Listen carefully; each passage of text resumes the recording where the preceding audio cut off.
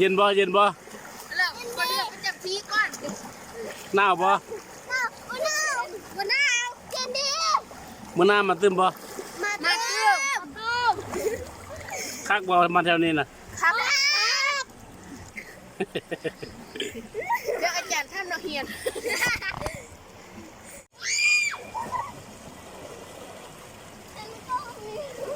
มาเร็วดิโอ้ย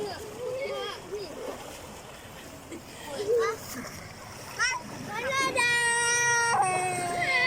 อคุณจำได้เหรอ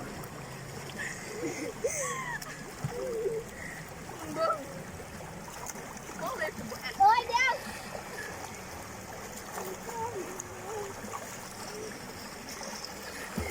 เย็นบ่เย็นบ่ แล้วคนเลือกจะพีก่อน หนาวบ่วันหนาวเย็นดี มื้อหน้ามาตึมบ่มาเติม คักบ่มาแถวนี้น่ะ ครับ